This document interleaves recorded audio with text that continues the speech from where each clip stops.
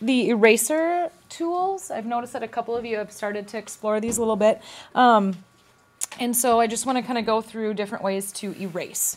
So you're obviously, like, if you have a line, you know that you can highlight it, hit delete or backspace, and it'll go away. Okay, so other ways, so I have an eraser nested underneath that is also the scissors tool and a knife tool. I'm going to tell you about the eraser and the scissors right now. The knife tool is going to come in more handy when we learn about shapes. Right now, a knife tool really doesn't do anything just for lines. It will do cool things when we get into shapes, which is coming up soon. Okay, anyways, so an eraser tool will not work unless you have it highlighted. Ah, I lied. I thought you had to have it selected. Never mind. Okay. I know. I guess I'm a liar. Okay. So anyways, it's going to erase and modify that line. So also if you do it in the middle of it, that's when that happens. See? I knew something.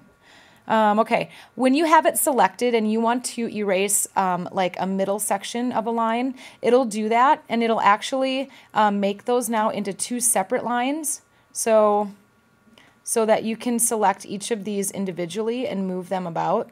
So if you wanted to divide something up and move it around, that would be a good tool to use. Now, I've just drawn like a, I don't know, a wispy sort of line here. And say that you wanted to ditch these extra lines, parts of it right there. Now, if I use my eraser tool, notice how, oh, I have this other one selected. That's why it's not doing it. Finicky things like that. Okay, now if I erase that, did you see how that line changed? Let me do it again.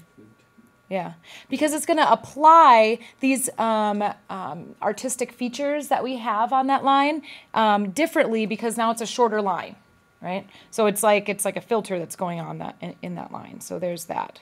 See how it changes. So just things to be aware of. Now the other way that you could change this is if I grab my direct select tool and I just altered that, if you didn't want that to be shifted or moved at all, and just move that around.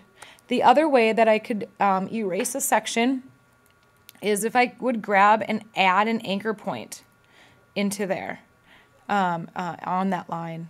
Now if I grab my direct select tool and I just grab the path in between those two anchor points, I can delete that, and it will just delete that line that you grabbed, that portion of the line. Now this also works very similar with a scissors tool, where I can actually go and I can add anchor points in there that then I can grab and delete. Oops, that didn't work out as well as I wanted it to either. Demos never go as planned. Okay, so I was able to like kind of just chop that in half, right, with the scissors tool. Take a line, add that anchor point, chop it in half. Whereas if I were to just add an anchor point in here and I were to grab that, it's still going to grab that whole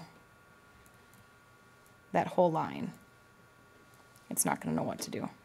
So that's what the scissors tool is.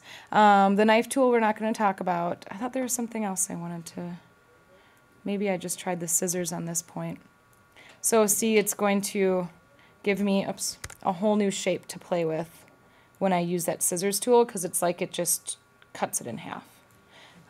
So that is the scissors and the eraser tool. Remember, the knife tool is going to be used for shapes when we get to that point. So, all right, that's all I got.